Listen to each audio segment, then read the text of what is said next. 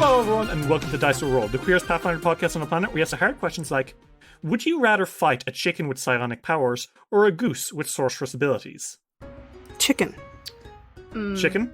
Chicken, hands down. Geese terrify me. I'm also on Team Chicken. Okay. Well, chickens can be scary too. Okay, but that's not... Okay. I want to hear your reasoning, because I have the king of all arguments. No, because chickens, you can, bat them away, but they're, hard to grab. They're a small target. Geese, you just grab them by the neck. Okay, but this goose has sorceress abilities. Yeah, so? They'll fucking set you on fire. And the fucking chicken has wizard abilities. Okay, but I have an argument as to why the psionic chicken is less of a threat than a sorceress goose. Okay, why? Okay. Sorceress goose, we don't know how its sorcery manifests. We can assume it's just going to have a load of, evocation magic that explodes stuff, right? Giving that to a goose is dangerous. Psionic chicken. This is a downside for the chicken. If it were a psionic goose, it would be harder. But for me, a psionic chicken is not a threat because chickens are extremely stupid. So I have to assume... that the psionic chicken is not going to be very good at controlling its powers. So I think you're being really rude. Stupid ass chicken. Fuck you. Fuck you. Fuck you and you and you and everyone. Fuck you. Do you have some, personal affiliation with chickens, or...? I'm the chicken. Okay. Yeah, okay, then I'd definitely beat the chicken in a fight. Fuck you, no wow. You wouldn't. No, you fucking wouldn't. Shots fired. Fucking got him. Personally, I would rather fight the chicken. Fuck you. Listen. My brother and I both have had bad run-ins with geese, alright? Yeah, man, these are God's real xenomorphs.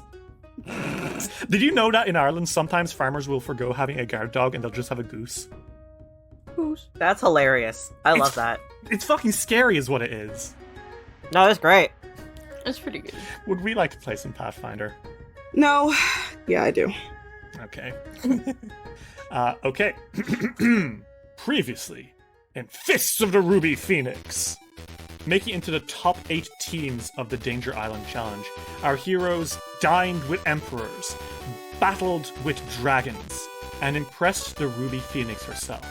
But now, the real fight begins. 2 weeks have been spent on board a ship headed from Bunmu to Goka.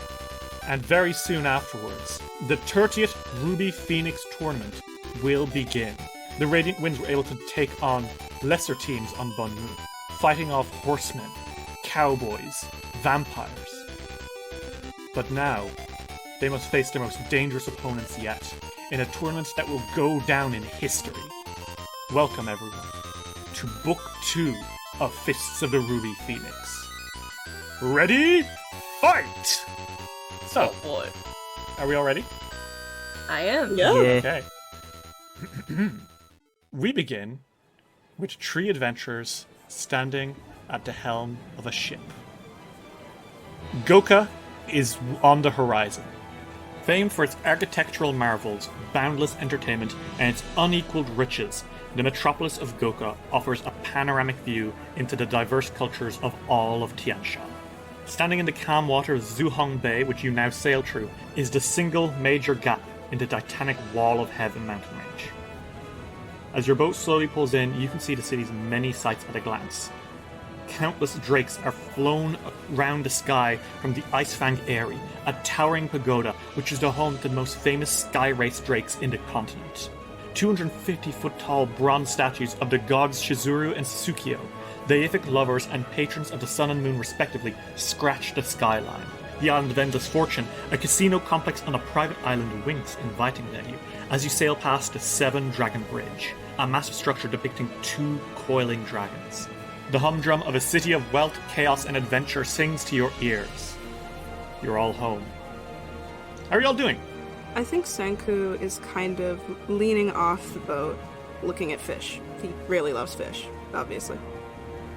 I can say as you were approaching Goka, you were seeing bigger and bigger fish. More and more excited. Masami, how are you doing? I think Masami is very casually reading. What you reading? I think it's informational books mainly, like strategy stuff. Oh, you're studying up on technique. Yep. Okay.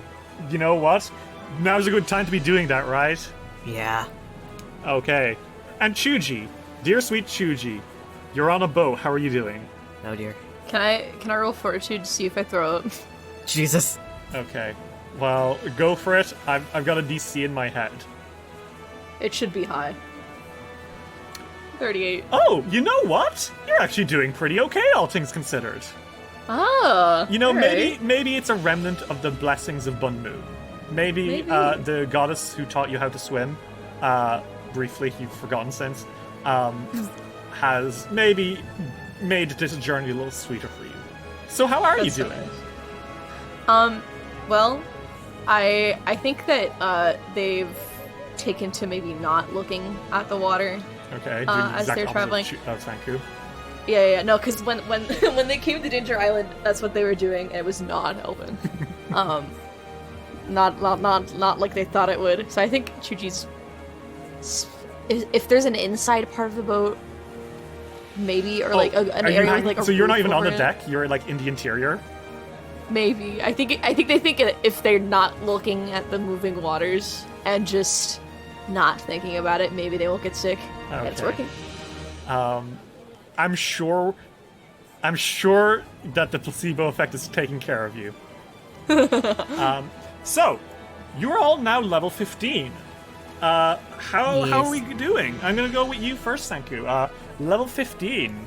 What's up? This level, you would have gotten some new spells, and you would have had some ability score increases, I think, and a skill increase, and a general feat. Okay. I did raise my ability scores, I'm pretty sure. They look better than they used to. I can't remember them all, but intelligence is now at a +5, so... That's right, you now have a +5 to your intelligence, with a 21 total, which is... Sanku being ridiculously smart is so funny.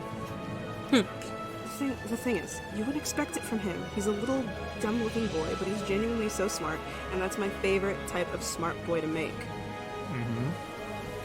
What did you get for your general feat? Consult the spirits. Okay, and what does consult the spirits do?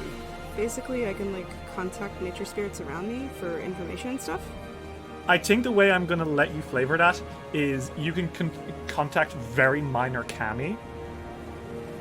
I'm talking the kami that takes care of this specific wooden spoon in a restaurant, or the kami that watches over this window in a house, you know? I'm deeply obsessed with the one watching over a spoon. What? Really, really minor kami that usually don't even show up to people, you know? Now, of course, you have to be careful, because if you do a faux pas while contacting these kami, you will accidentally attract kami who are out to hurt you. And they will give you information that is dangerous. But you'll probably be fine. I'm sure that won't ever happen. Don't say it like that. You also picked up some spells, but do you want to keep them secret? Yes, but I will say that I did buff up my damage spells to higher slots, so I can hurt things. Scary things will stay alive for more than one turn. Fair enough. You have studied, changed to prepared spells you have. You've studied some, you've swapped some out of your book, you've swapped some back in. Well, you're familiar. Etc., etc. Awesome. Masami, level 15. What's up? What did you do? Well, for my ability scores, I know that I boosted my dex and my intelligence because they're both odd numbers. Yeah. You now have also a +5 to your dex and a +4 to your intelligence, a 21 and a 19 respectively. Very nice.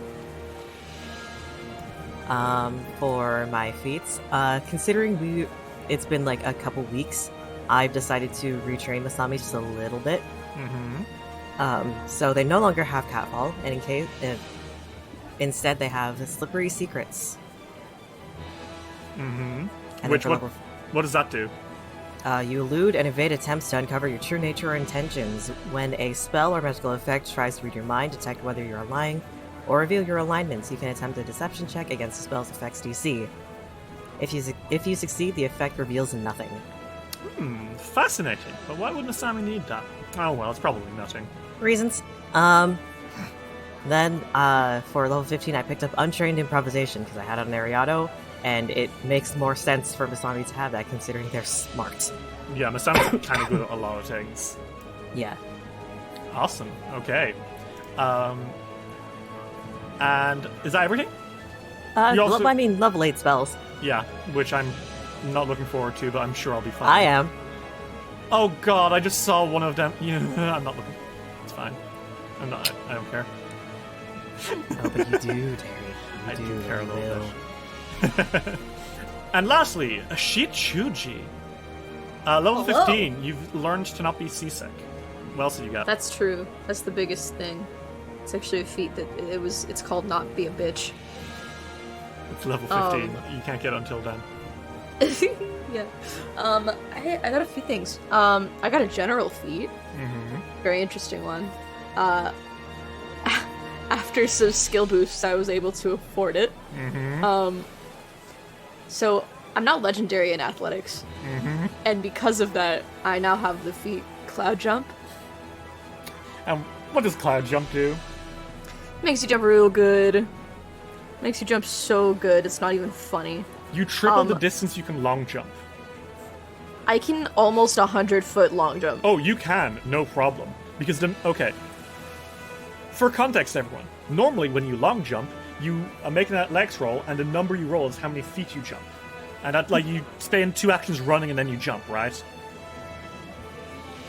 Yeah. So normally, the lowest that Ritz could have jumped would be a 30 feet, because that would be rolling a 2, with the maximum being rolling a 19. I'm not thinking of crits here. Bring up closer to 50 feet. With Cloud Jump, that triples. Oh my god. Also, you can now long jump vertically upwards. Mm-hmm. Which means that Shuji can... Hey, look at that flying creature! Whomp! No one gets to fly around me unless I allow it. 40-foot vertical leap! Yeah. It's pretty good. You also got a speed boost this level. I did. What was that, like 50-foot speed? Yeah, I have 50 speed now. Isn't that nice? It's fucking insane is what it is. Isn't that beautiful? And that's everything for this level, right? Oh, and a second path to perfection. Your will saves are now jacked or they're fucking jacked as fuck. Oh yeah, they're great. Literally, They're amazing. anytime you roll something, you essentially roll one higher. So like, oh, critical fail? No, that's just a regular fail. You took damage from failing a thing, you only take half damage. Go fuck yourself. Which is insane. Pretty good. So I'm going to leave you to it, all of you. You're on this boat. Chuji, I think you've been lured out of hiding because Yeah, you know that Goka is like 10 minutes away tops. Yeah, and they want to be there for Goku. Yeah. You've spent the last few weeks on the same boat as 2 of the other winning teams, and a lot of losing teams, but you know what? Man, it's fine. Get over it. You can try again in 10 years. You're on the same boat Jesus! You're on the same boat as Winter's Roar and as the Biting Roses. And you spent some time getting to know them. They're on the ship as well, currently looking off to Goka. For some of them, this is their first time to Goka. In fact, I think most of them, none of them are from around here. And you guys have some time to kind of recuperate before stepping off. So, fellas, I leave you to it. Good to see home again. How long has it been? Way too long. That's for sure. It's actually, it's probably been like a month at this point. It took you like 2 weeks to get out to Bunmu, 3 days to be there, and then 2 weeks to get back. It's been a hot minute. Mm-hmm. Too long. Chuji misses their city. So, when we land, what's the first thing you guys want to do? Eat Gokin food, obviously. Definitely. Oh man. Please, can we go to the marketplace? They have a lot of shit. Fuck yeah. Thank you. We do have a lot of stuff to sell. That too, yeah. You didn't do a lot of selling while we were at the stone markets. Nope, but we will now. We were kind of busy finding shrines and fighting teams and being awesome, so... Fair. I think as you are approaching Goka, you guys can see that the dock is very crowded. More crowded than normal. And it's very obvious why that's the case. Because there's a lot of people holding signs with different team names and cheering as the boats start pulling in. Oh my god. Including you guys. Oh shit. Do you want to wait until you land and see what happens? Sure. Okay. I think Masami's face is in their book now. Well, everyone, let's make our way to the docks of Goka. Alright. So there's a lot of people here, and you can see, a good few of them holding different team signs. Some of them seem to have come maybe from the team's homelands to support them. You see, like, a lot of Arcadian people who are, like, holding up a Biting Roses sign. They all seem to be relatively poor, and you get the feeling maybe they're all people from the home village of the Biting Roses. I'm gonna cry. Oh, that's so sweet. You do notice as well, off to the side, a load of Mwangi people. You assume students and faculty of the Magambia, who are here to support Speakers to the Wind. Aww. There are a few teams who don't have people supporting them. You see that there is no signs up for Winter's War, for example, because, well, they're all outcasts. That's the reason they're here, to have people at the end of it. And Tino's Toughest doesn't seem to have a huge presence either. There's a few stragglers, but they seem to be, like, close friends and family. My question is for you guys, and I'm going to let you decide. How big are the Radiant Winds fan base? Ooh. Like, I don't know, because I don't think Masami contributed to that much, at least not intentionally. Okay, but, like, consider it this way. How many people in and around Goka would have heard, oh shit, wait, these guys, I know them. I'm so pumped. I want them to win. Because there's definitely a few people. There are, like, a few people. I'm going to let you decide, however, how many of them are total strangers or people that you've just helped on missions.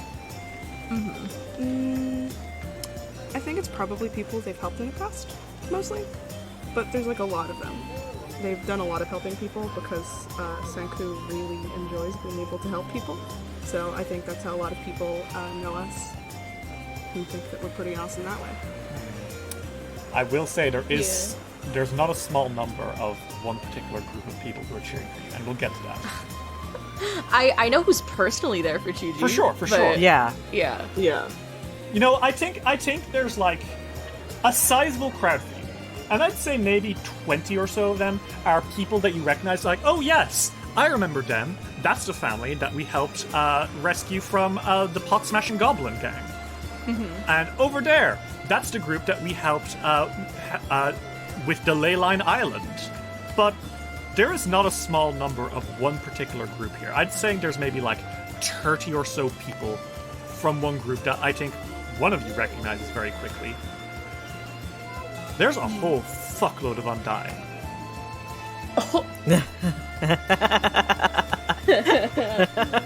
Oh god. Oh good lord. Oh no. Oh fuck me. A lot of Undying fishermen and, like, rice farmers, etc. Senku, it's your village.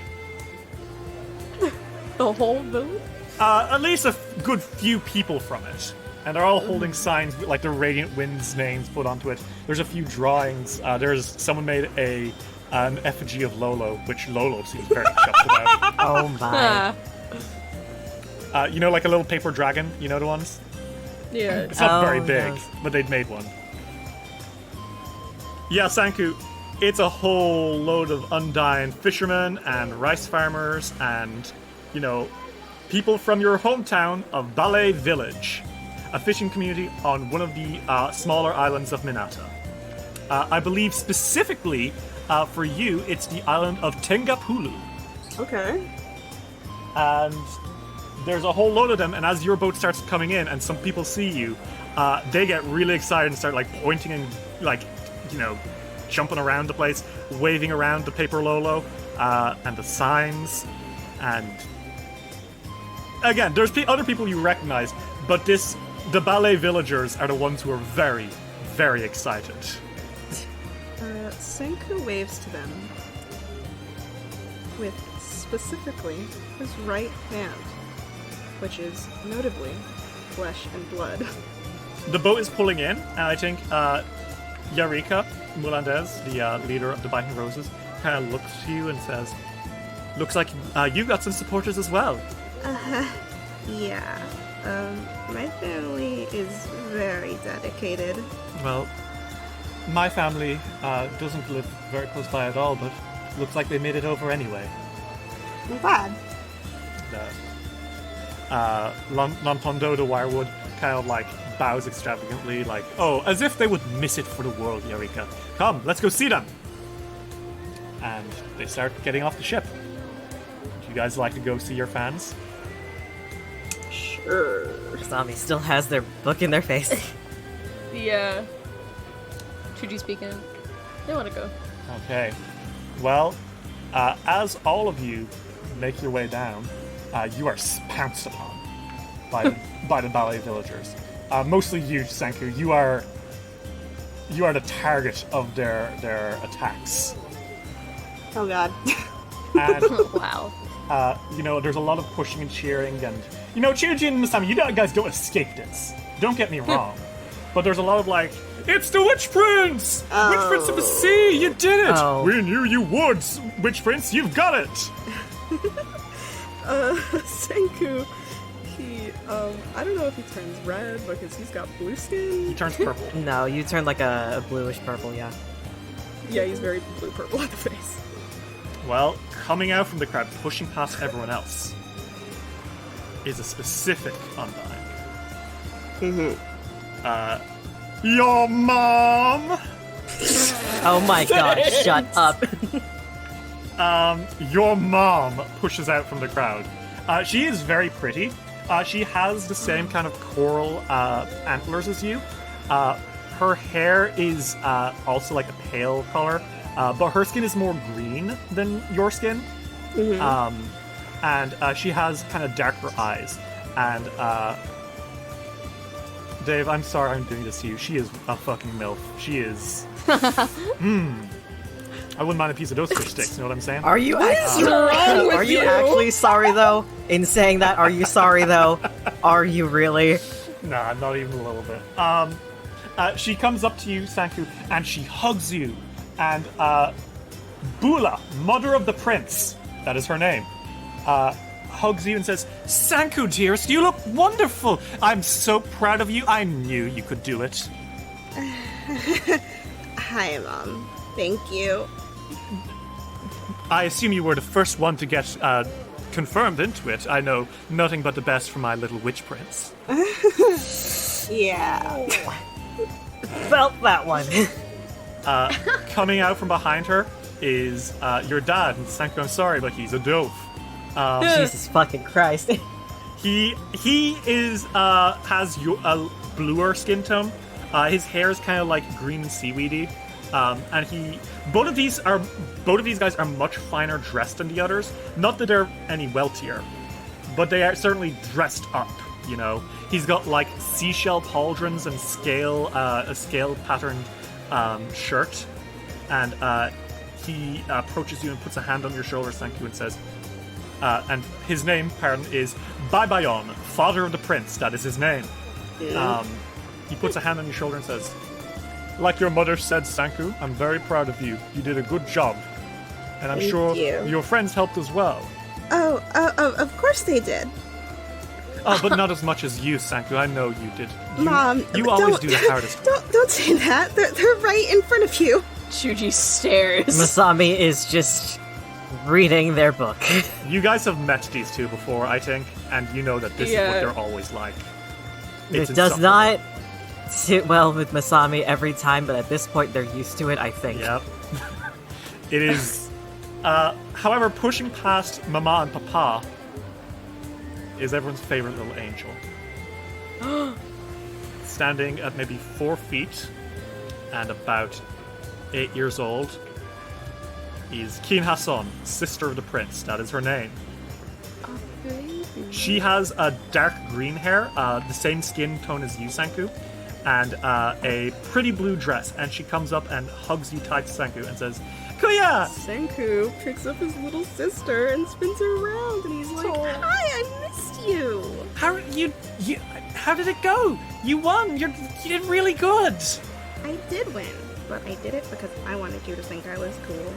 I do think you're cool, Kuya. You did really well. Kisses her forehead.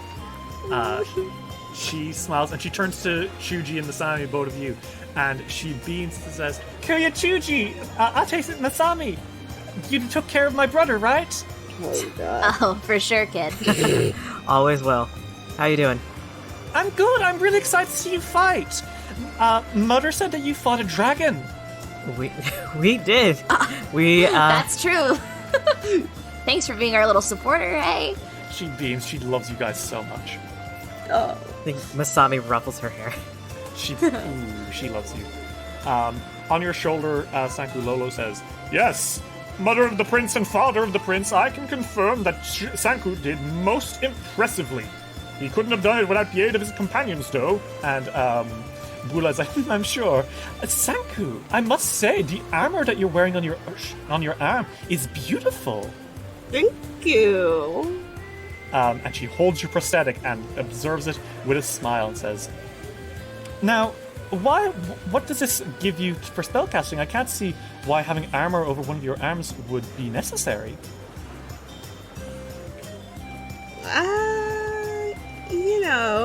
People can still hit me, and it's better to protect your arms with cool arm armor.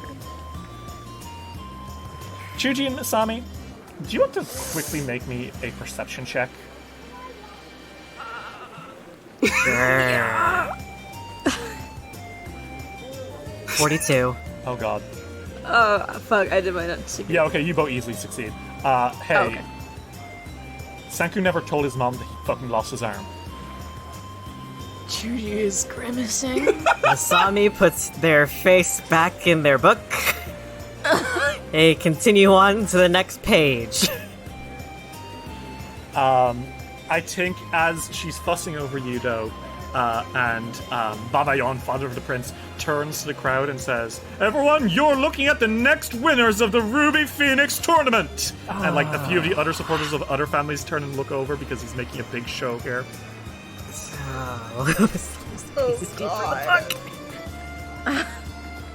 I think coming out from the shadows is another family member who puts a hand on your shoulder, Chuji. Oh shit. Guys, it is a good day for MILFs and DILFs. Oh my god. She is Jesus. she is a pale woman. Very dark hair. That's a little. It's combed, but I think there's like an inherent messiness to it, like hair coming over her face every once in a while, or stuff not being perfectly tucked into a bun. Dressed very, very formally, like with a very like long black dress, and she kind of has like I think nearly spiderweb patterns around the bottoms of it. She's very frail, very thin and waifish, but also like I said, it's a good day for MILFs and DILFs. Chuji, your mother, Shi Li Hua, comes up to you and I don't think she like tries to take everyone's attention away from Sanku, but I think she puts a hand on your shoulder and she smiles and says, Hi, Chuji. Mom, hi. How are you doing? I heard you did exceptionally well. Did you? Chuji kind of like scratches the back of their head. They're like, Yeah, we're a finalist. Yes, I heard. I'm proud of you, Chuji. You're an excellent fighter. Thank you. Masami, I think you're the only one paying attention to this because Sanku is being fucking showboated. Do you want to make a perception check there? Okay. Should I make a secret? Yes, please. Alright. I don't know that you have met... Oh, okay. Okay. Alright. I don't know that you have met, Chuji's mom very much. I think you've like met her once or twice, but the meetings have all been very brief. All you know is that she runs a museum. Chuji does not talk about her very much. Okay. What you are seeing here as they interact, there is a lot of unspoken tension and sadness. Like, a lot of it. I see. These are two people who do not talk about their feelings to each other very much, and when they do, it doesn't end well. Ah. And it has something to do with Chuji being a fighter. That's what you're getting on your not fucking 20. You? Okay. Jesus, yeah, you get a lot. Okay, I think Masami kind of I don't know what to do in this situation. Keep reading. I mean, that's always the option. It's always an option. I don't think that is the option that you get to take. Okay. Because, come on, baby, it's a triple. The gamer rule of 3. Oh my god. Oh my... Approaching... Hello. Yeah, we'll get to that. Approaching Hello, from behind sailor. you, kind of arms folded, is our third MILF/DILF of the day. Hiroshi Takahara. Businessman. Monk. A high-ranking member of the Golden League Crime Syndicate. And your papa, Masami. He is what is he, like 6 foot? Is he tall? He's tall, yeah. Yeah, he's a big guy. Dude's like 6 foot to 6'2". Okay, yeah, he's big. Very muscular. Not like... He's not like Armstrong muscular, you know, but he's like... Like, his biceps are out and the dogs are barking, you know what I mean? I hate you. Barking. His hair is tied into a messy bun. He's got like a 5 o'clock shadow. And very wise-looking eyes. Notably, he's very obviously not a kitsune. And he smiles at you, Masami, and says, "Big kid." Hiroshi, thought you'd be here. Yeah, well, wouldn't miss my kid getting into the Ruby Phoenix tournament, would I? It's fair enough. He kind of like looks you up and down and says, "You look stronger than the last time we met and we saw each other." Sure hope so. You think I can still take you in a match? Oh, probably not, but that's fine. I thought it wouldn't. It's fine. He looks to you, Senku and Chuji, in the brief moment where you're not being attacked by your parents. And he kind of smiles and says, "Hey, you been treating Masami good?" I always do. I can trust you, Senku. I'm worried about our friend Dampier here. Sorry? Come on, troublemaker. How have you been doing? He kind of like gives you like, you know, the dad shoulder pat? Yeah. It's a strong one. It is a strong one. Chuji just kind of grins at him. He's like, "Who are you calling troublemaker?" Hey, you know, pots and kettles, right? Yeah. Come on, man. Yeah, I think he like bro hugs all of you. Your Shilihua kind of like steps back a little bit and smiles politely. And I think Bula, mother of the prince, approaches Hiroshi and says, "And you would be Masami's father, is that right?" "Yes, ma'am." "Well, I hope you're happy to have your child on a winning team to be." "Yes, ma'am." And she smiles and says, "Now, Senku, I do expect that you'll be able to give us a tour of Goka. Most of us haven't been to the city very much, and we know you've been having many adventures around here. So, if you're able to," and as she's saying that, an enforcer stands at the top of the dock and says, "Will all contestants please slowly make their way towards the Grand Bank of Abadar?" Mom will do that when I can, I promise. Okay, well, I just hope that you won't forget your loving mother and father in this time of triumph for you. Of course not. She smiles and she steps aside, and Bayon says, "Looking forward to it, Sanku. You do your stuff." And Kin Hassan waves and says, "See Kuya, bye, Ate." I'll see you later, I promise. She smiles. With you, Chuji, Shilihua, or Lihua kind of steps back and She just kind of nods at you and smiles. She gives a small wave, and they're like, Get home safe, okay? Yes. And she doesn't say anything else, she just steps back. And Hiroshi looks at all of you, and he looks at you, Masami, and says, we'll talk later, yeah? Yeah. Marketplace usual. Of course. See you soon. Yeah. And Hiroshi steps out of the way. By now you can see Yarika, Mulandez, Lantundo, and Arthas are making their way up. The Winter's Roar are also going. And another boat is pulling up, and you see like signs for the next batch of teams like flying up, like, yeah, let's go, steps into sun, woo! You know, that kind of stuff. Yeah. But you guys want to start making your way towards the Grand Bank of Abadar? Yeah. Yeah. Okay. It takes some time to get to where you're supposed to go. And it takes even more time for all the teams to get there. Some teams evidently had a lot of people waiting for them, and they had to like peel off them. You can see like the Arms of Balance took a long time to get away from fellow students of their school, who are very proud of the most recent graduates who also happen to be world-class fighters now. Notably, you see that the Lightkeepers had no one waiting for them. Lol, Lamau. lol. Aww. So sad. I love that we're like talking shit about them as if we weren't scared for our lives the last time we fought them. I wasn't fucking scared. Fuck you. Okay, sure. All of you find yourselves in the Grand Bank of Abadar. 10 figures stand in a lavish banquet hall within the Grand Bank of Abadar, god of wealth and commerce. All of them are bathed in the amber light of the morning sun. The Ruby Phoenix, Hao Jin, in her eponymous crimson finery. A Tian Dang woman in a white and gold silk worn by the clergy of Abadar. And 8 well-dressed aristocrats.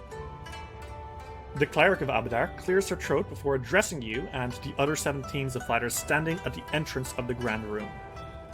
Between the fighters and the host stands a long table covered in immaculately decorated and carefully arranged local food and tea. Good morning, contenders. It is my honor to welcome you to Goka and congratulate you once more on successfully qualifying for the Ruby Phoenix tournament. Cleric here, she kind of like straightens up a little bit as she continues.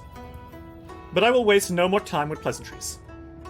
You are here 2 weeks in advance of the start of the tournament to familiarize yourselves with the glorious city of Goka.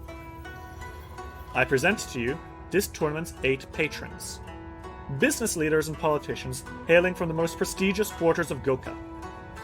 These patrons will cover the substantial fees associated with entering and competing in the Ruby Phoenix tournament, and perhaps more. Throughout the coming week, you are invited to attend a variety of events at different locales, where you will have the opportunity to meet with one or more of these patrons. During these gatherings, your potential patrons will identify the teams whose personalities and goals most align with their own interests. At the end of the week, each patron will make offers to sponsor the teams who have most impressed them. If you receive multiple offers, you will get to choose the sponsor whose offer or personality you find most appealing. Following this process is a final week of rest and relaxation before the start of the Ruby Phoenix tournament. So, what this means in simple terms: it is not cheap to run a fucking tournament like this. Like, at all. So, 8 of the most prestigious politicians and business people and whatever in Goka have come together to sponsor each team individually, to pay for things that you'll need, to pay for treasure, to give you exclusive benefits. What you need to do now is you need to learn more about each of these patrons and eventually, impress them, curry their favor, etc., etc. And the more you impress potential patrons, the more likely that they will pay you really, really well for representing them at the Ruby Phoenix tournament. Mm-hmm. I think Hao Jin smiles and she says, "It is my pleasure to introduce to you this year's 8 patrons. Our first patron is General Kaso Hida." And this man steps forward. He is in his 40s. He is very well dressed. Not in formal outfit clothes stuff, but in armor. Ceremonial, but still armor. He's got his hair in a top knot, and he has a very solemn face on. Hao Jin points and says, General Kazuhida here is the owner of this highly successful mercenary company, the Crimson Lotuses. The price of his elite guard service is extraordinary, but he is the fairest and most reliable mercenary broker in the city. General Hida, he kind of bows to you all and says, I look forward to seeing the greatest fighters who have ever lived fight before me later in the month. And he kind of steps back, still smiling, and then Hao Jin points to the next woman, who is a beautiful lady in a green kimono with a on her wrap there is a beautiful ornate decoration of a kirin. She has green lipstick and eyeshadow, and she is very pretty. Mm-hmm.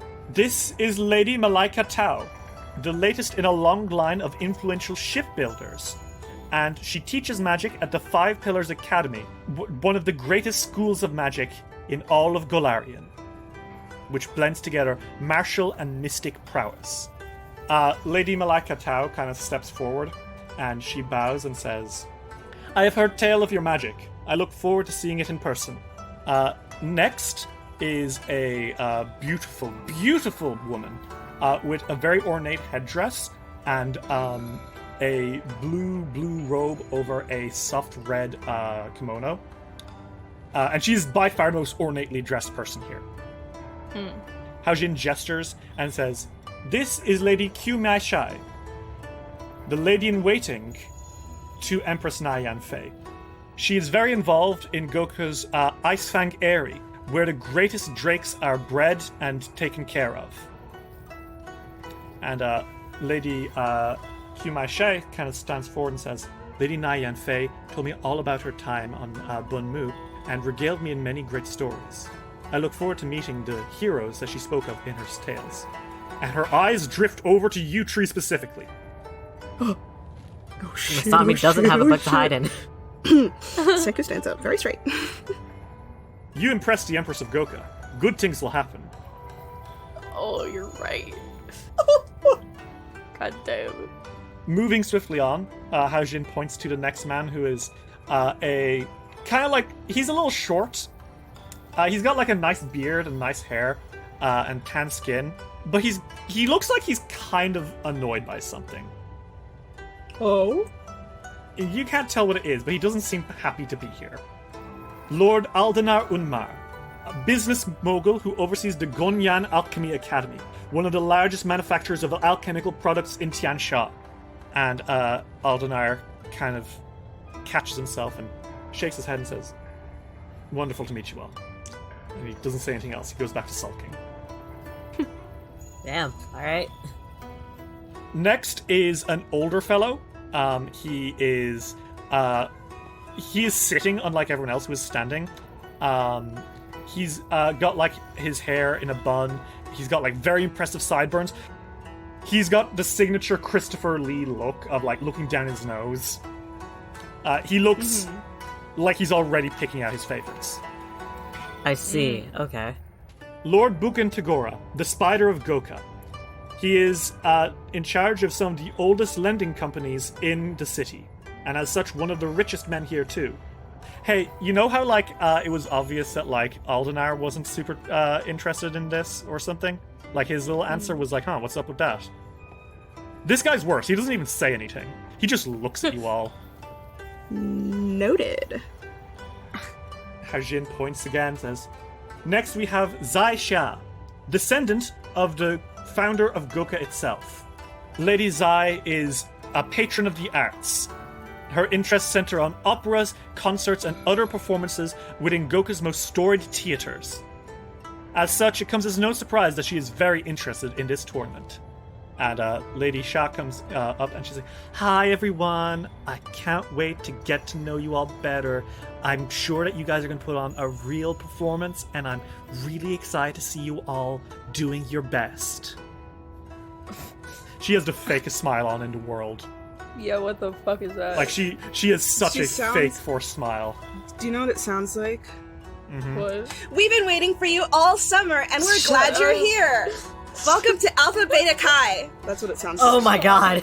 I don't know what you're referring to. I'm not sure I want to know what you're referring to. It's the scariest video I've ever seen. She has very long hair and like a purple kimono with gold trims and really long earrings and beautiful makeup, and Jesus Christ, she is so faking her interest. She's absolutely gorgeous, though. Like, She's beautiful. She Yeah. is shallow as plastic. Whoever drew this got the assignment.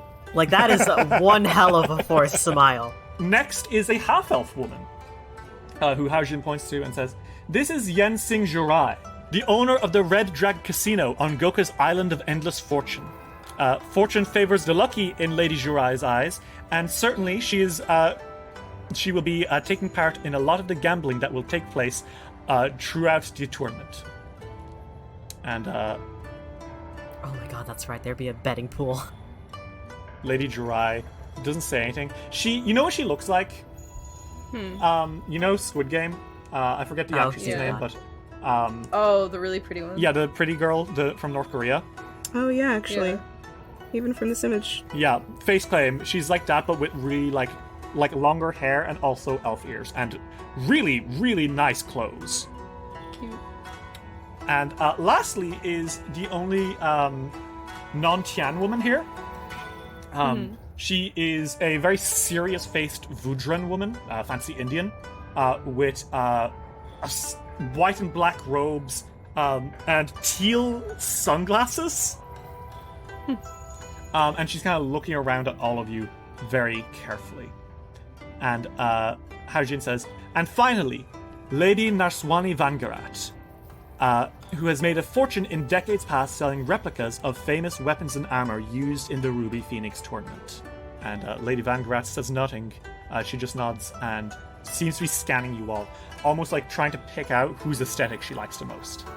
Okay. And Senku? Senku's hiding his staff behind his back. Haojin then gestures to all the food and says, "The food today was provided by the woman you see standing next to me, Archbanger Miang Miali, head cleric of Abadar in Goka. She will be presiding as one of the judges during the tournament itself. I trust you'll all find her calls to be nothing but painfully fair." And Archbanker Miali actually seems to take that as a compliment. Okay. So she points to the food and says, "Now enjoy the meet and greet. In half an hour, we'll be able to take you all towards the Ruby Village, where you will be staying over the next few weeks." Okay. And she steps back and says, "Now, enjoy everyone, and remember, impress as many people as you can to ensure that you have as many options to choose from at the end." And she steps back, and immediately, as she steps back, Yen Sing Jirai, the person in charge of casinos, makes a beeline towards the food table and just starts eating, and everyone else slowly also starts coming over. Me She's so too, real bitch. to me. She's so real to me. Do you want to make a perception check? Yeah. Okay. I love looking at things. Ooh, 44. Oh my god. Yeah, hey, Chuji, you notice immediately that Aldenar guy, the alchemist, he and the General Hida, Yeah. move to be as far away from each other as possible. Oh! Beef. Now, everyone else, though, does start, mingling, and you guys can start mingling as well. And this is where we get to the fun stuff. So, you guys are going to be entering a week of impressing your sponsors. Oh, baby. Now, to impress your sponsors, you need to figure out what they might like.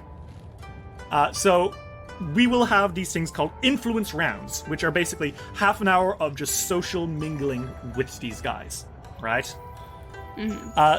Certain influence rounds will be longer than others, some won't be as long, but the point is, during an influence round, each patron has skills that you can roll to impress them. Okay? However, you don't know what those are. You would need to spend some time getting to learn about them. And if you learn about them, if you discover stuff about them, you'll be able to figure out the best ways to impress them. However, there's a second layer to it. Each patron also has resistances and weaknesses. Things that they won't like if you try to do. Like, for example, one patron might not really like it. Like, they might like animals, but they might not like a certain type of animal. And if you try to talk about how much you like that animal, you might have a harder time impressing them. But they might also have another animal they really, really like. And if you talk about it, it's going to be easier to impress them. Yeah. So, each of you has a round of influence. You can either approach one of these sponsors and immediately just try shoot the shit and figure out what it is that they like. Or try bluff your way and like say, this person probably likes athletics. But if you spend time discovering, you'll probably have a more safe time figuring it out. So each of you can do one thing, discover or influence. What would you guys like to do?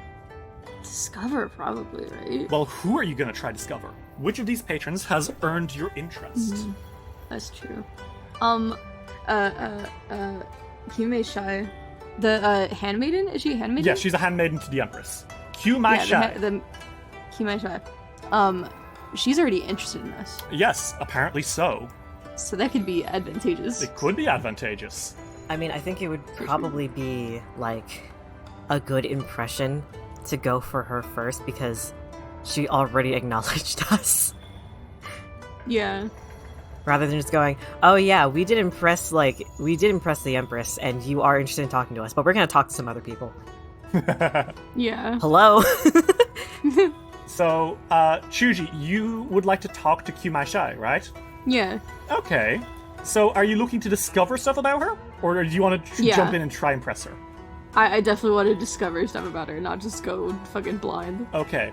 So you approach her, and she is currently picking up a few things to put on her plate. And is anyone else coming with you?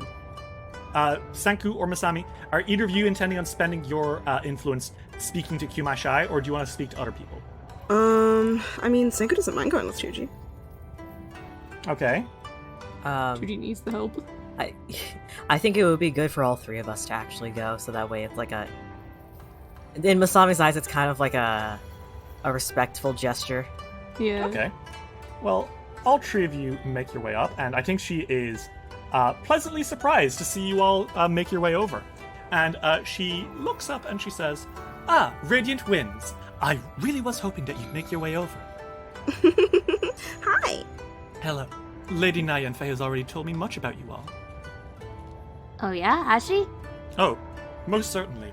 She told me that you all did very well during the fight. She was impressed by all of you.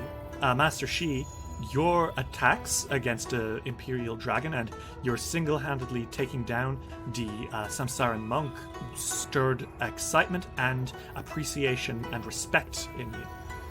It was nothing. Witch Prince of the Sea, she was very interested in how you were able to use your magic to close fights quickly. And the trick you pulled with I believe it was a necromancer, quite caught her attention. And bubbles kind of pop into existence around him like magic. And Takahara, of course, the Empress was very appreciative of how your magic blended both the kind of magical teachings she's seen at the Five Pillars Academy and the two-handed fighting of the butterfly blades. Well, I'm glad she enjoyed it. So, this is to say, that good thing I was talking about before, you have already got 1 influence point with Kyumai Shai. Nice. For free. Nice. Now, you can make that Fully higher. deserved. But, Chuji, you wanted to discover stuff about her, right? Yeah. Okay. So, to discover stuff about her, so you can either make me a Gokalore check, a nature check, a society check, or a perception check. Oh, I'll go color. Well, that's too fucking bad. Fuck you. Yeah, it's gonna be fucking... it's gonna be a perception check. Okay. Secret? Yeah. Alright, there you go. Okay, yeah. I think as she's speaking, you learn a little bit about her past. And she says, well, the Q family has bred horses and exotic mounts for the royal family for centuries, and I was chosen as one of Lady Nyan Fei's ladies-in-waiting based on my talents with animals. In addition to leading hunting trips for the Empress and overseeing care of the royal mounts, I coordinate with the managers of the Icefang area to ensure the city's working drakes are treated well and in good health. And I think She's a horse girl. she is a horse girl. That's not even a joke. You got it on the head. She's a horse girl. She loves animals. Okay. Now that's all you know about it. You don't know her weaknesses. You don't know her resistances. Like, you can tell she likes animals a lot. So nature checks are the easiest way to impress her, by specifically demonstrating a strong connection with an animal. However, Arcana or Dragon Lore would also work if you shared exceptional insights on the needs of drakes and dragons. Other than that, Intimidation, Performance, Society, Diplomacy, Deception, whatever you like. But Nature and Arcana are the best ones. Senku, this is all you. Yeah, this is... Fuck no. Well, Sanku, you have one round of influence, so do you want to try to talk to her? Yeah, Senku can do that. He's really excited to talk to somebody else who likes dragons. His familiar is literally a small dragon. You can rope him into this as well. I'm sure that would make her very appreciative. I think it would make Lolo very appreciative. I think it would be another chance for Lolo to boost his ego. His ego is the size of Goka right now. Should I roll first? Yeah, you can roll first. Nature or Dragon Lore. Okay, you've rolled. And speak to her. Senku's like, oh, you like dragons? Oh, yes. I work with them quite a lot. I see you have a dragon yourself. Yeah, he's my familiar. Oh, is that so? Well, aren't you just a handsome little man? He's like, yes, I am. And she's like, oh my. He can talk. He's also my patron. That's so. It is so. I see. So you yourself, you are quite accustomed with the way of dragons, then? Fascinating. I am very, very impressed. What's your name, sir? My name is Lolo Sadagat, and I am an ancient dragon. Long ago, I ruled over a chain of islands in Minata. Alas, I was struck down by the greedy cosmic dragon. The cosmic dragon? The dragon who flies over the night sky? Yes, that one. In one of his few once-in-10-year appearances, he and I had an argument over who ruled... He's doing the fucking speech. You know the one. Senku's letting him. Chudi's tuned out. I will happily let you know, however, you have discovered her weakness. She fucking loves dragons. And if you speak to her about minions and mounts, she will be very excited. But also, she's exhilarated by displays of speed. I see. So, I see. Sanku, you have earned an extra influence point. So she has 2 influence points now. Masami, do you want to talk to Kumaishai? Or would you like to try speak to one of the other patrons? The thing is, Masami has really high arcana, but they don't know jack shit about dragons, really. Unfortunately, you would not just be able to flat roll arcana. You would need to be talking about dragons in this case. Yeah, so I think Senku has this handled. They're gonna try see and scope out the area, see who is a good target. Okay, so what I'll say is you actually do notice that several of the patrons are deep in conversation already. Okay. Lady Varswani Vangarat has evidently chosen her victims. The Vudrin weapons maker is extremely deep in conversation with the Arms of Balance, the Vudrin elemental monks. Fair enough, fair enough. Stay close to home. Yeah. I mean, yeah, that sounds about right. Yeah. Yensing Jirai is wandering. As she's wandering, she turns. And she turns to one group and she says, "You 4. You got the lowest odds. I'm betting on you." Oh. And Tino's toughest looks around like, "Us? Huh? What? That's hilarious. And Malako's like, Lady Jurai, I appreciate it, but certainly, maybe you should look at No, I've already seen the betting pools. You have the lowest one. I'm going to put as much as I can into you. Oh my god. And Gig's like, wouldn't you prefer to see? No, not at all. I'm going all in. Tino's toughest, I will be your sponsor. I am locked in. Damn. There's another patron who seems to be speaking very actively with another group. Uh-huh. And it's Lord Buken Tagora, the Lone Shark, the Spider of Goka. You guys want to guess which group he's talking to? I really wonder. Oh, I wonder gee. which one he would choose. My guess is that he's talking to the students from Acampia. No. Smile. Quietly in the He can back. give them student loans. Quietly in the back, he's deep in conversation with Sutak Noir.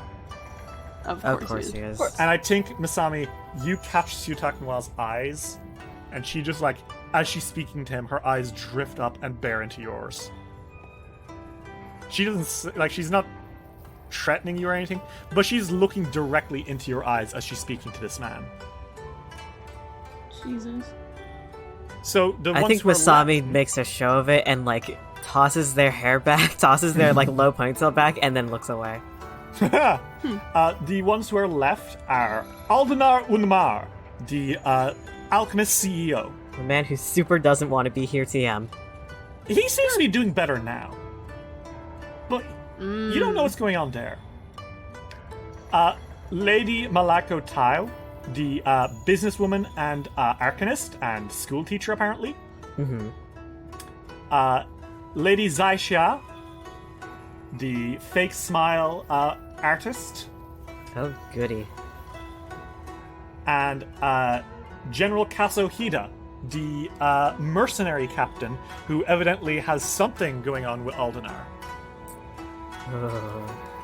So, out of those four, who are you most interested in learning more about? Interested in learning about? I would say probably like Hida and Aldenar. I want to know what the fuck the drama is. However, Masami has a better chance of probably talking to Lady Dao or Kazuhida. Well, you can talk to Kaso and find out, maybe from him. Oh god. I don't want to... Jesus Christ, do I not want to make a first bad impression? Well, it won't necessarily be a first bad impression. Depending on how you play your cards. Oh my goodness, okay.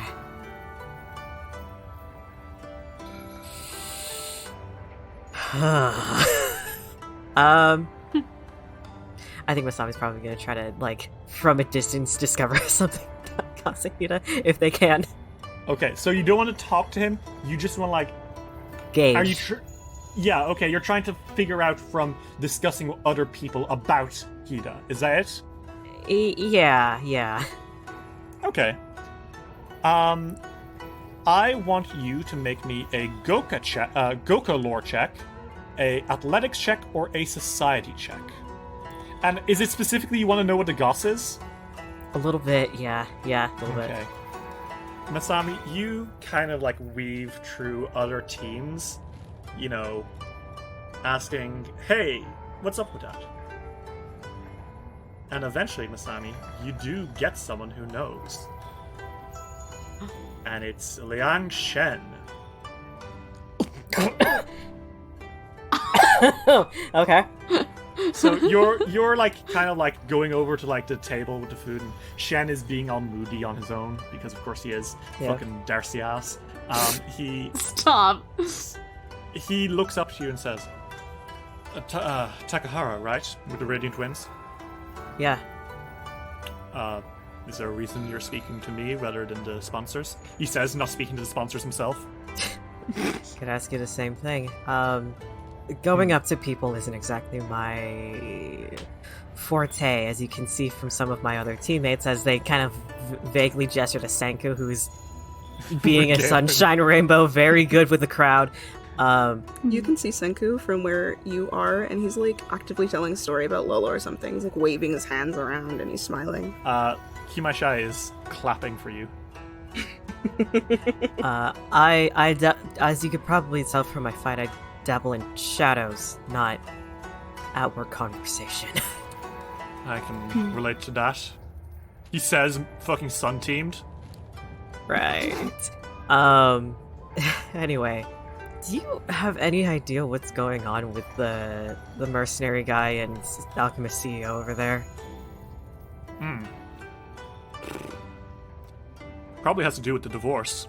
I think Masami was probably mid-bite in something and they almost choked her, like, the what? Yes, well, 20 years ago, mercenary captain Kazuhida and rising alchemical savant Uldanar Omar were the power couple of Goko, from my understanding. Oh my god. It didn't work out for them in the end, and they recently, within the last few years, signed for a divorce. I see. To my understanding, they've been avoiding each other as much as possible. And the tournament kind of brought them into the same circle once again. Got it. That would seem to be the case. Yeah, no, yeah, that's understandable. Yikes. General Hida seems to be doing relatively well for himself, all things considered. Frankly, I would avoid speaking to Umnar. He's not worth your time. Hida, on the other hand, is a respectable soldier. He values tactics and he values victory, and that's what you should be valuing as well. Oh, well, it seems like up my alley. So you know that to influence him, you would need to use warfare lore, athletics, diplomacy, deception, or intimidation. But warfare lore and athletics specifically would be exhibiting knowledge of sound battle tactics. Okay. So you can't influence him now because it took you the half hour to find someone with the gossip. Yeah. Fucking Shen isn't even from around here. How did he notice? Masami's like, wait, hang on a second. You're... Okay, it must have just been like gossip news that I wasn't really aware about. I love gossip. Noted. He says that completely straight-faced. It's not even like as a I'm trying to tell you more about myself. It's like fact. If you're going to exist in the same space as me, know this. Noted. If I need any more information without outwardly like talking to people, I'll go to you. Good. Thanks, Shen. Yes, that'll do. Would you prefer something else? I would prefer nothing at all, but we'll do Shen. All right, fine. Damn. I think you can see, by the way, Masami, out of the corner of your eye, Halspin the Stung, his beast tamer, is clapping his hands together a little bit like, yes, he's speaking to other people. Let's fucking go. Haojin kind of suddenly takes the... Haojin eventually takes the center stage again, and she says, "Alright, teams, we will now move you to the Ruby Village, provided to you by the kind patronage of Lady Zaishia and Lady Kumai Shai." And the handmaiden that you're talking to, Sanku, Kumai Shai, says, "Oh, that's my cue. Thank you very much for speaking with me." Always. Both of you. Thank you as well for showing some interest in me, Master Chuji. Oh, yeah, of course. She smiles and bows to both of you. And she joins Haojin and Lady Fake Smile Zaishia. And Lady Xia claps her hands together and says, "We built you guys some wonderful accommodation. We're going to show you around, and if you have any questions about the architecture and the services, you can ask me. And of course, Lady Q here has helped make sure that everything is furnished to the Empress's tastes, which is to say, just as pretty as possible. So if you'd all like to follow me, everyone, this way, please." And Q kind of... She does not seem to really enjoy the formalities that go with this, but she's going. Yeah, all right. You guys want to follow them to the... You have a few minutes to meet, to speak to each other before you go to the Ruby Village, if you like.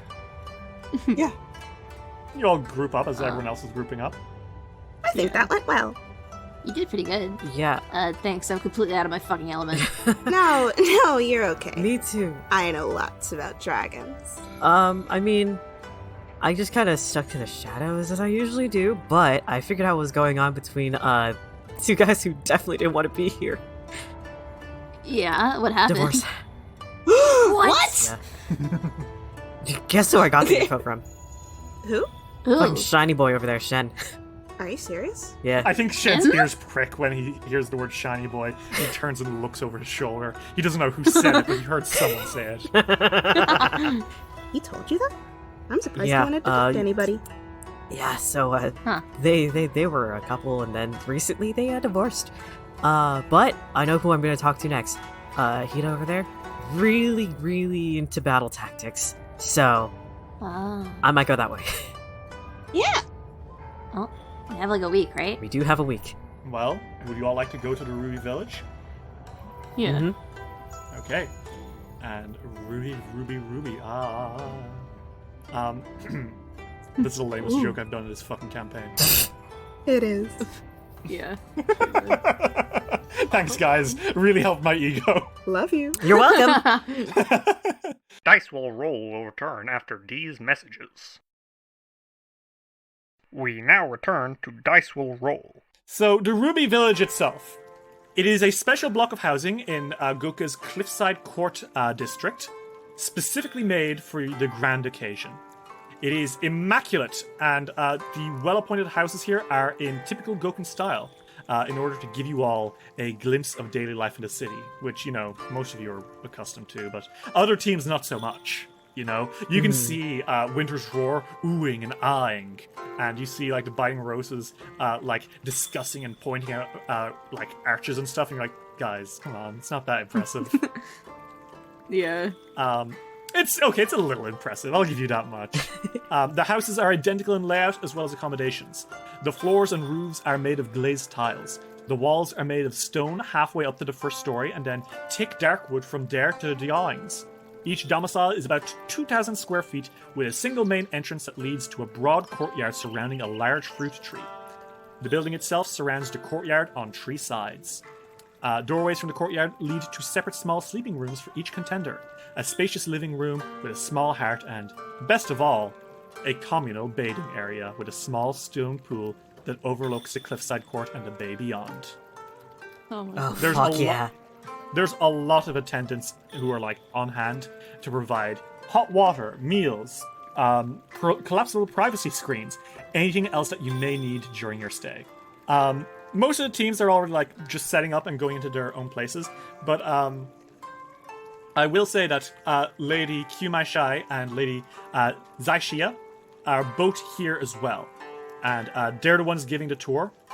But you could have an influence round with both of them if you'd like. Ooh. Okay. Okay. So, what do you guys do? You all have one action to influence them. I think Senku wants to talk to Qmai Shai again. She likes dragons, and the other lady, she makes him nervous. Fair enough. So, Sanku, do you just go up to Shai and, like, we don't have to roleplay this out. Like, as soon as she has a moment, you're like, you know, another thing about dragons? Yeah, Senku goes up and is like, hey, more dragon talk. Yeah, I think she completely reciprocates. When you're like, I think actually she starts, like, you come up and talk to her about dragons. She comes up and she's like, you know what? Let me tell you about the drakes in this city. Oh, he is so down. Would you like to roll me a dragon lore check? Yeah. Holy shit, nat 20. Oh, okay. Alright. Yeah, you are really impressing her. Holy shit. Yeah, that's 4. That's 4 total. You've got 4 influence points with her. For a record, you can get 8 max. Well, that's a lot on the first day and the first hour. Damn. Yeah. I think she just really likes you, Sanku. I think, Q just thinks you're fucking awesome. She's like, hell yes, someone else who cares about dragons as much as I do, let's go. And she tells you, I think, all about the Icefang Eyrie. And she's like, so, I think you've probably noticed, but, we have a lot of drakes in Goka. And literally, as she's saying that, she just gestures to the sky, and off in the horizon, you see several drakes just flying around. Huh. You are a Gokan native, so you have seen them before. but she's giving you Yeah. the special insider info. Drakes are often used for racing here, but also they'll be used for any number of things. Delivery, security, whatever. It is important that the dragons of Goka are kept respected and taken care of. The Icefang area is where we do it. It's like a 10-level pagoda. It's from here that most of the dragons will begin and end their day. In fact, I have a lot of connections in the Icefang area if you'd like to come visit sometime. I love that. So you have actually been invited to the Icefang area. All three of you, if you wanted to see a load of dragons at some point. Okay. It's also like a tourist destination, so it kind of would be cool. Yeah. So that's 4 points. Masami and Shuji, you could also continue trying to impress her, or you could figure out more about Lady Zaishia. If you'd like to discover about her, if you'd like to just try to impress her, it's up to you. It wouldn't hurt to try to discover something about her. Yeah, for sure. Let's try that. Society perception or art/theater lore. It's gonna be perception for me, baby. Once again. Holy shit, not 20! What's going Holy on? shit. Yo. I think, Shuji, you know a little bit about her. Like, already. You know that she shares her surname with the founder of Goka, but she does not share Shai Xianxiao's love of buildings. Rather, her interests center on the operas, concerts, and other performances within Goka's most storied theaters. Her incredible influence and financial aid have formed the foundation for many of the city's most beloved performers and troupes. But she is also notoriously picky with whom she chooses to patronize. So there is much hubbub this year about her selection of a new, unknown singer. A Quanlai singer, Quanlai is a nation of Tengu, named Razu. She picked this guy seemingly completely out of nowhere. No one had ever heard of him, but he's suddenly taken the city by storm. I think you actually saw several posters of Razu around the city. Like, all sorts of stuff about him. Like, apparently he does music with elemental help from the plane of air. And nobody knows where she found him. It just kind of happened, and now everyone's like, holy shit, Razu fever.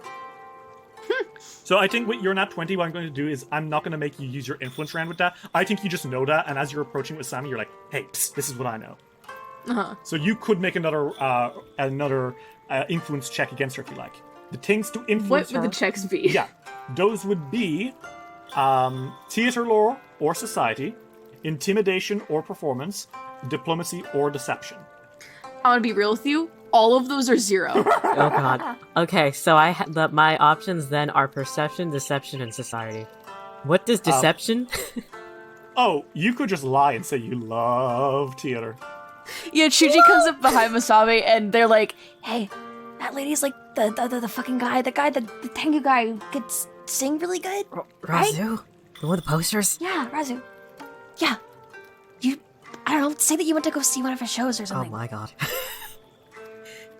I mean, I guess. Not really very super musically inclined, so this is gonna be really bad. Okay. Sly. And I'm pretty good at that, but Jesus. Okay, alright, I'll think of something.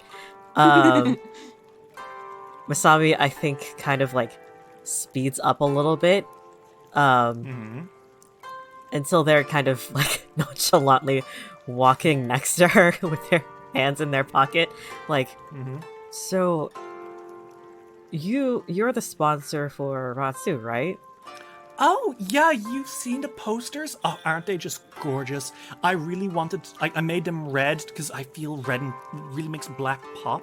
I know they're a little stark, but hey, I felt, if we're going with a Ruby team for the Ruby Phoenix, why not go the whole mile? Have you ever seen Razu perform? I have, actually. Wow. Yeah, he's only done a few performances so far in public, so you're one of the lucky few, Dan. Do you want to make a deception check? I want to make a deception check. Play champ, here you go.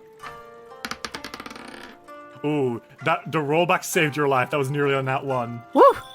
She looks at you and she blinks and she believes you. And she's like, well, if you'd like to go see him again, he's performing like daily now. And Okay. I was thinking I might take Q and Casso and come down and see, and I'll probably give out some tickets to other teams who want to see him. You can just like come down any day and we'll be there, okay? Sounds great, thanks. So that's another thing. You will now be able to go see Razoo. Huh. So, and that's earned you 1 influence point. Alright, well, thanks for the tip.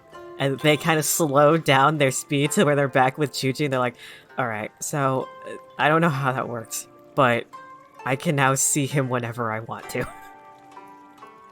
Oh, shit. Worked pretty well, I think. Guess, like, wow.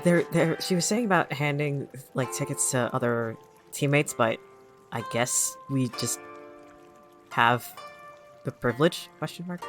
Cool. It's time for me to try to fucking schmooze this girl, but hopefully at some point get something genuine out of her. Then again, who am I to say? I just lied to her face.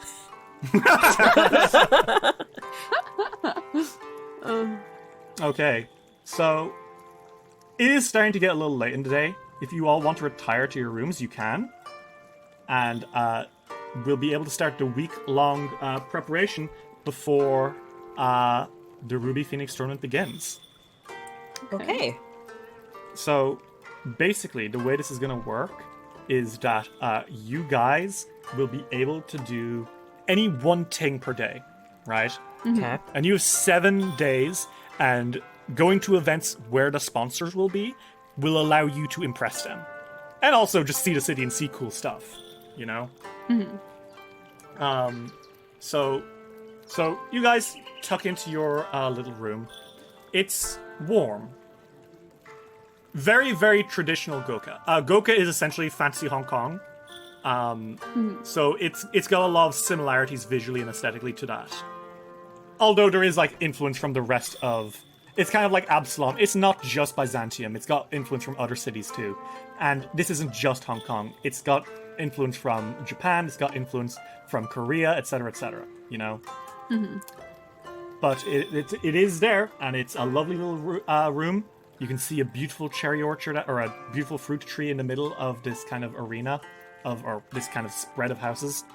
And there's a communal bath that you'll probably be able to use many times when you're here, etc., How do you guys do? Senku kind of flops. So, I signed up for a fighting tournament. I really didn't anticipate having to talk to people. I mean, I knew we were gonna talk to people. I'm just... an entire week, though. God. Can my, punches do the talking? No, Can I just, please. beat the shit out of someone and have that be my No, I don't. sponsorship? I don't think you can. Sometimes I wish. The funny thing is that, yeah, you'll be able to impress people by doing feats of strength. Shuji wants to so bad. Well, I mean, we have an entire week. Maybe it's not all gonna be discussion and talking and possibly lying. I hope not. Hopefully.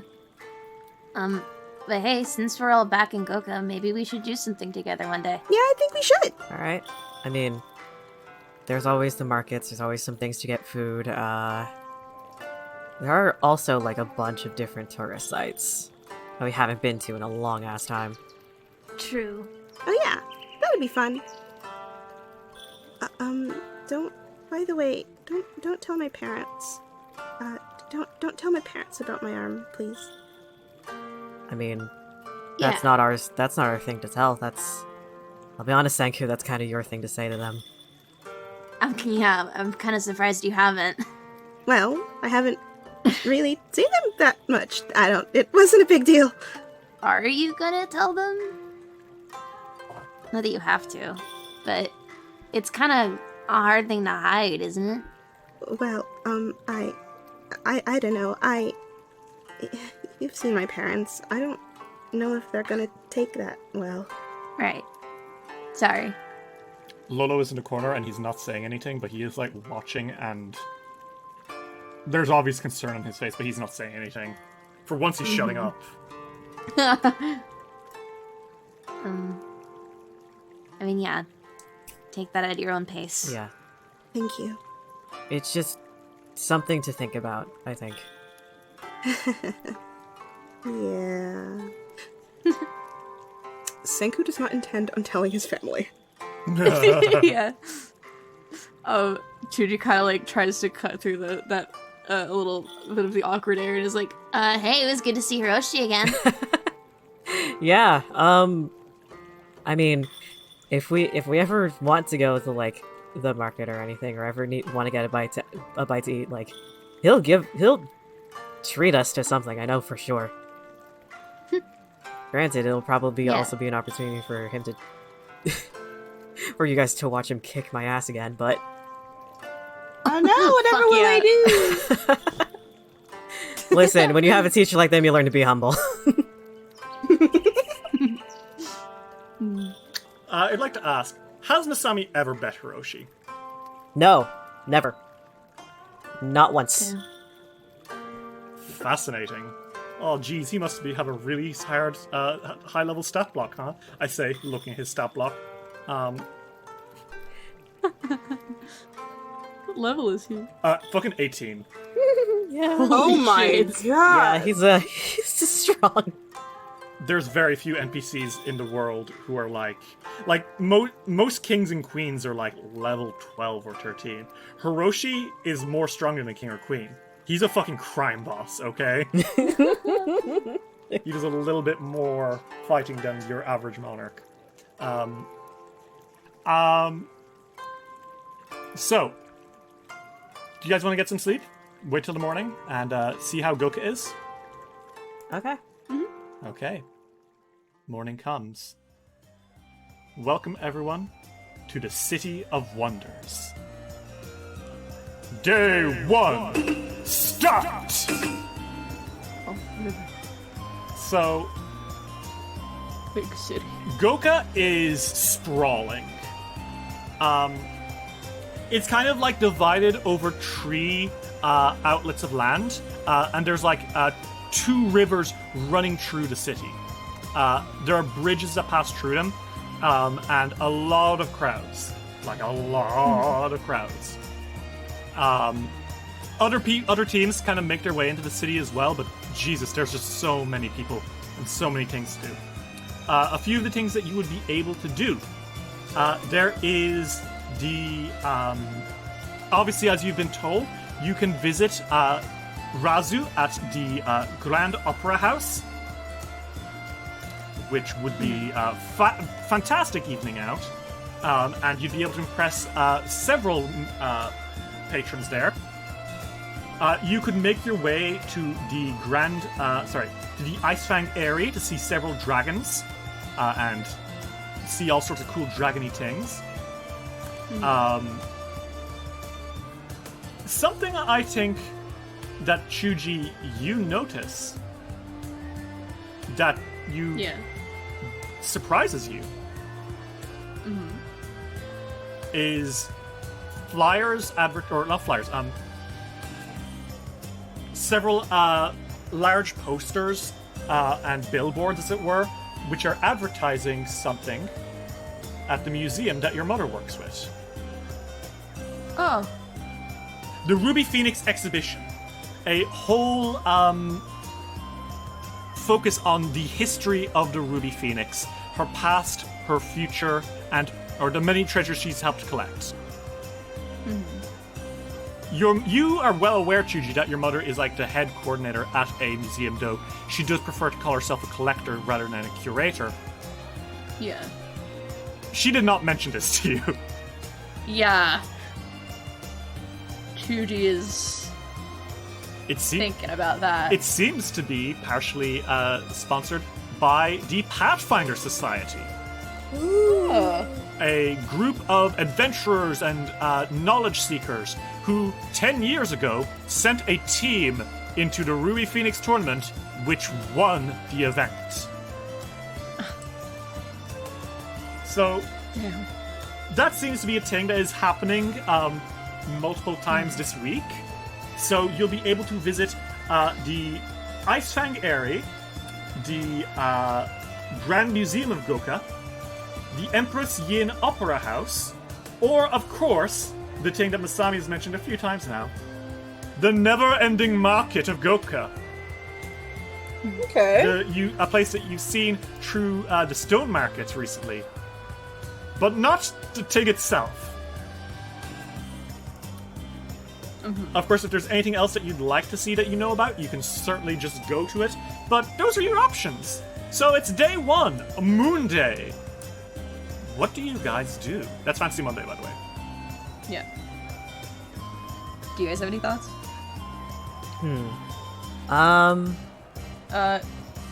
As they're like standing in the city, Shuji's definitely like staring at those like big posters.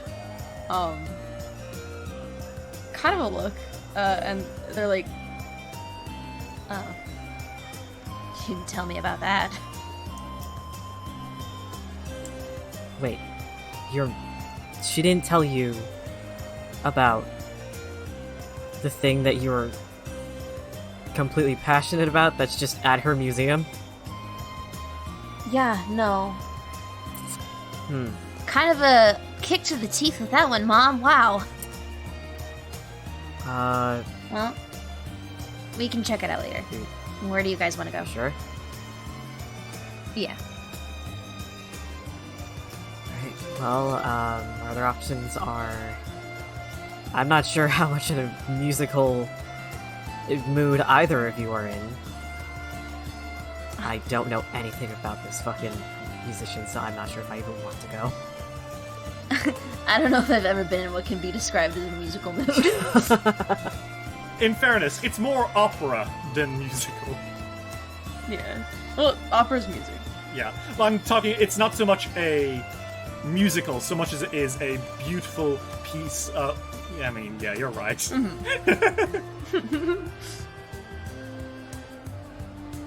Musical with no words. Yeah. That's all operas are. I know personally, I'd like to visit the Icefang area. And Senku points in the direction of it. It's got tons of drakes, and we were invited, and I think it'd be fun. And I like Miss Q. We could do Yeah, that. I mean, curry more favor with her, I think that'd be great. You guys are sucking up Tequila Shy as hard as you can. We're already halfway there, come on. Who's richer than the fucking right hand of the Empress? Other than the She's- spider. Okay, yeah, okay, but he's rich off other people's money, That's fair. Yeah. which most monarchs also are, but we'll... You know? I mean, here's the thing. What's more impressive than getting sponsored by the lady in waiting to the Empress of the country you're in because you impressed her that hard? Yeah. Okay. Well, if you would like to, you can make your way down to the Icefang area. Let's go. Okay, so, you guys stomp on down. It is a massive rookery. It towers over Goka's northern shoreline, and in terms of grandeur, it competes with many other incredible structures in that area, like the Seven Dragons Bridge to the west and the Goka Imperial University to the north. The Icefang area itself is styled like a pagoda with 10 enormous levels. The area houses over 500 of Goka's Drake inhabitants and is the launching point for nearly all of the city's famous Drake races. As you guys kind of approach, you are greeted by several attendants. And one of them steps forward and says, you must be the Radiant Winds, correct? That is correct. Lady Kumai-Shea said that we might expect you sometime this week. What a wonderful thing to have multiple teams present in a one day. Multiple? Oh, yes. Another team, Winter's Roar, I believe, visited earlier. I believe they're still inside now. Oh, Oh, cool. that's awesome. Yeah. I mean, I don't have anything against them. The attendants, one of the attendants you're speaking to clears his throat, says, also present, you'll find General Hida and Lady Malika Tao. So that's the mercenary chief and the magic queen, who are here to be impressed. And of course, Lady Kumashai herself. Okay. You take these tags, you'll be able to get past the regular tourism areas and see the dragons yourselves up close and personal. Okay. And you're all each given some coins. They all send a smile and wave, and you guys can make your way up if you like. Yeah. Y'all head up? Yep. Yeah. Well, holy shit, there's a lot of drakes here. Oh shit. They're like smaller dragons, they're not like big boys.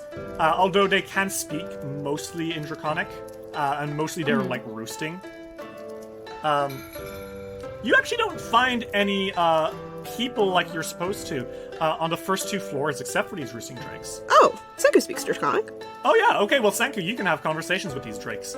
Most of them are just very pleasantly surprised to have a tourist here who actually bothers to learn the language, and they're very snide about how most tourists don't even bother. They just come to gawk at us like we're some kind of cheap trick. Well, you know, I've won several drake races. I'm obsessed with them. Oh my. But eventually you make your way up to the 3rd floor. And you know what? Mm-hmm. Not a great sight what awaits you. Oh my god. Oh. Well, you find Winter's Roar. 4 people in furs and hide armor, the members of Team Winter's Roar, stand in the center of the massive but empty room that composes the entire 3rd floor of the Icefang area. They are surrounded on all sides by 12 drakes that snort with disdain and paw the floor angrily. The room itself is this massive arena, but to the back of them, like behind them, is basically a massive balcony which overlooks the city. This is where the drakes would launch from their roosting. They're not launching right now. They're surrounding the fighters of Winter's Roar. Uh-oh. Okay. And they're snarling and snorting, and Winter's Roar is snarling and snorting back. Hello? What's going on? Hi. The dragon, one of the dragons, the drake, kind of turns. These are all, by the way, I will say, frost drakes. They are cold blue with bitter eyes and sharp needle-like teeth. Okay. These dragons, they don't have arms, they just have legs and wings. Mm-hmm. And long tin horns and like studs down their backs and spines. And one of them turns to you and says, "More of you. Wonderful. Are you going to insult us as well?" No. He says that in common. No, of course not. Did you say something to insult them? I think it's Kelpashar, the person with the shield and trident, who stands forward and says, "We said nothing but the truth." Oh no. What did you say? And Trough Frostknuckles, the bugbear, cracks his knuckles a little bit and says, "We just asked him a few questions and they took offense. It's not our fault." What questions? And Bjorn over there says, "Their weaknesses." You can't just ask that. That's not Way to go, man. They speak at the fucking Drake Force. They speak of being dragon slayers. Oh my god, this is not something that you should bring up in conversation. And the usually ever calm and ever clear-headed Sigurd Beale snarls and says, "These lesser Linons do not scare us. Oh my Step god. aside, Radiant Wind." Please don't kill the dragons in the place where dragons are being kept. All of them are roaring, and one of them kind of comes up close to you saying, "Friends of yours, are they? Are you sympathize with dragon slayers?"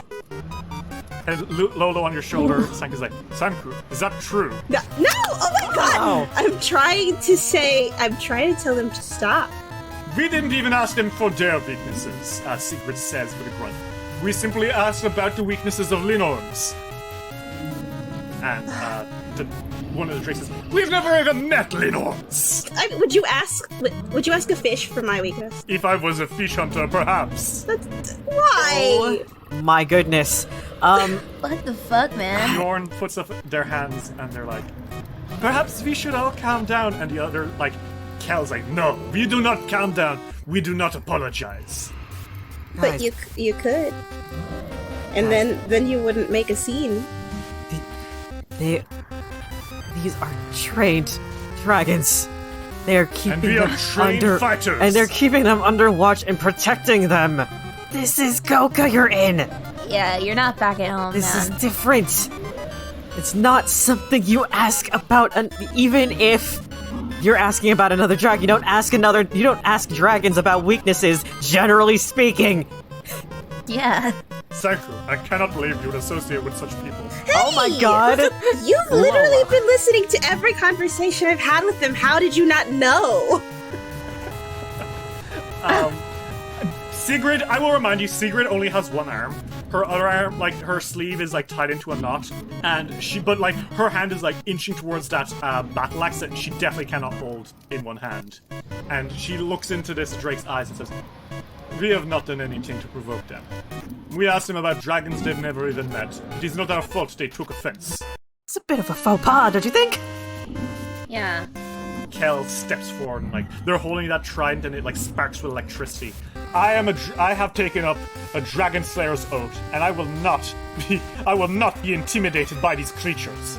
And Trough nods and says, what he said. Can you... I think one of the drakes turns to you, Sanku, and says, well, pick a side. Which of us do you think is in the right here? Maybe we could just all shut the fuck up and not fight.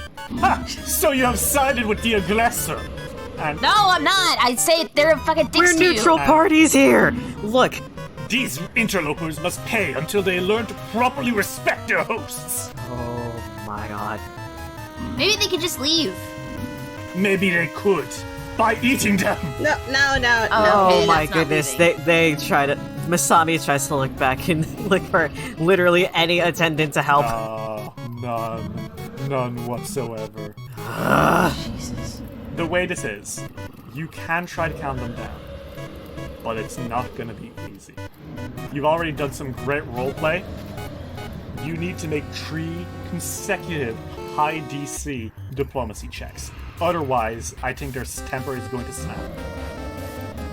That's not gonna come from That Judy. almost certainly probably could not come from Masami. Well, it could be diplomacy, or intimidation, or Neither deception. of those. okay, that okay, was- that No will help. dragon lore. No dragon lore. Unfortunately, it is a social encounter here. I was actually thinking about doing something with Masami's magic. Oh yeah? How far do you think the nearest attendant would be? Or like the nearest high-ranking person that would be taking care of dragons? I think you probably passed some when you entered into the private areas. Would you say about 120 feet?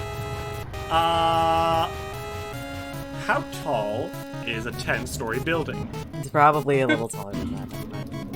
Well, no, because you're on the Basically, you need to reach 2 floors down. 2 floors. So, oh! Well, the total height of a 10-story building is about 110 feet. Cool! So I'd say you could definitely... contact one. Okay, what if I... what's the girl's name again? The lady-in-waiting? Oh, Kumashai? Yeah, what if I contacted her? What have you contacted her? Yeah, just Okay. help, assistance. Drake's on the loose. Okay, what are you casting? Message. Okay, message. And, this is gonna be a strange question. When you reply to message, is it verbal or, like, when you say use message, is it verbal or is it mental? It does. Yes, it is a voice component. You mouth the words quietly, but instead of coming out of your mouth, they're transferred directly to the ears of the targets. While others can't hear your words any better than if you normally mouth them, the target can hear your words as if they are standing next to you.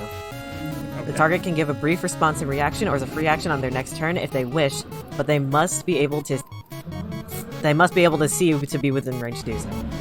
Okay, well, Masami, what you get back is, oh no, I'm not here. I'll come get you. Which, do you want to make a perception check? Sure. Yeah, what the fuck was that? What the fuck was that? That was so obviously fake. What? What do you mean you're not here? You're obviously within range. For some reason, she does not seem to be interested in helping. Okay. Wow. Fine. Alright. That's fine. Diplomacy or deception? Do you guys want to try it out? You need to get 3 consecutive successes, 1 failure, and this descends into combat.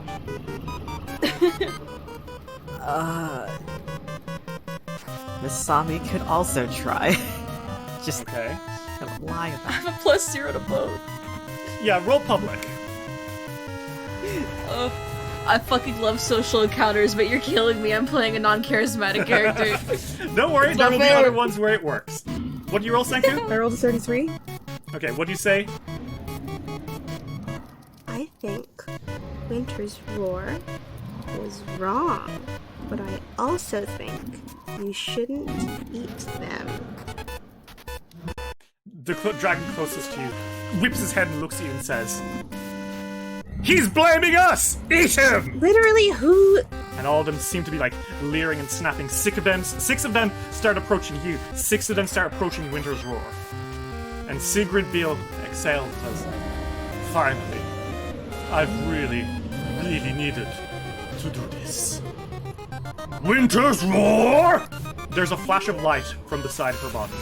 And coming out from her arm is a new arm made entirely of magic. Ooh. A mage hand, but it's a mage arm. And she now holds that massive battle axe in both hands and starts, she kind of like grits her teeth, eyes wide, and then like sparkling with magic. Kelpashar holds their trident as it starts to also like flicker with lightning. Truff Frost Knuckles cracks his Frost Knuckles, and Bjorn Ramel looks to you, Senku, and offers a sympathetic The 3 of you are surrounded by these drakes who are approaching, and seemingly Lady Kimaishai is nowhere to help you. I mean, we're gonna beat the shit out of the other team, right? Like, fuck them. They're the ones who fuck with the drakes. I'm not fighting the drakes, I'm fighting them. Are you kidding? Okay, this could have been avoidable. Literally, none of this could have been. This would not have been an issue, you people, please. Well, one of the dragons leans forward and says, "And you, fish boy, you look good on a plate of fries." Alright, now that one I'm taking The personally. fuck? Lolo's like, "Sanku, you must slay these dragons." Yeah, okay. And so, everyone, 12 dragons versus 2 teams in the Icefang area. They surge forward, hissing with serpentine might. And we are going to roll initiative. We're gonna be in so much fucking trouble.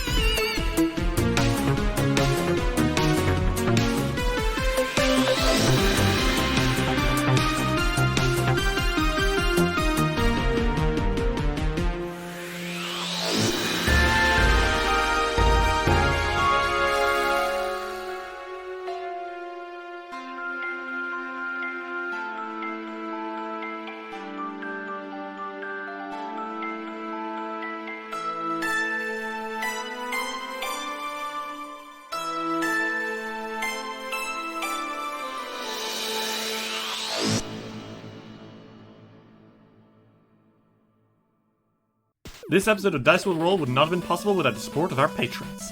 Dasha Clancy, Ari Graham, Giratina, Nex, Minty Belmont, Anna and Hopi, GP Dora, Marshmallow Berry, Sarissa, Ferric Falcon, Luis Loza, Aries, Alexander Criswell, Skyly, Blurstalion, Kendra West, Ren, Jimly Tricked, Transgirl Trish, Platonic, Bald Punyon, Johnny the Catman, Matthew Wilson Krestovich, Tillen Shark, Fearin, Glitch HD, Jace Snooks, Zenith Drums, Josh Heathcote, Torbjorn, Sophia Valera, G. Barbera, Luke, Gideon, Sarah B, Seth, Ravona Darkglow, Dolore, Kira, Lichelo, Gizmo, Matthew, Cass, Fable McElduff, Eva, Chris Lutton, Remty Bright, Lonesome Chunk, Steph, Sean C, Natasha Lumley, Rhiannon C, Ellie, Jenna Mitchell, Kane Kendrick, Triceratops, Grey Kitsune, Anna Maria, Roxy, Jordan, Cynical Spinstress, Emily Laderna, John the Bookholder, SS66 Seeker, and Dame Valerie the Third. Special thanks to the patrons behind the guest characters for this episode. Sigrid Beale by Kendra West, Bjorn Ramel by Seth, and Kel Pashar by John the Bookholder. If you'd like to see what you can get for helping us keep it rolling, check out patreon.com/dicewillroll today!